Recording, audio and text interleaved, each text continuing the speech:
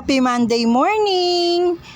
Nagsara nga pala muna ako saglit dahil pupunta nga muna ako ng Fairview Terraces dahil dun lang may BDO.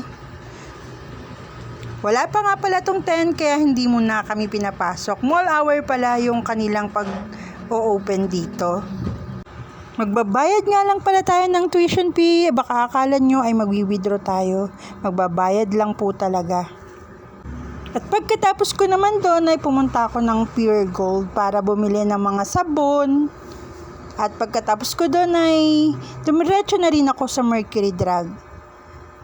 At diretso na rin ako pauwi sa bahay at nag-tricycle na nga ako.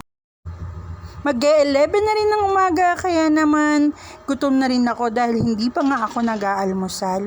Brunch ko na nga pala yung dadalhin ng mister ko sa tindahan. Kaya eto na. Yan guys, kalderetang manok yung aking pananghalian.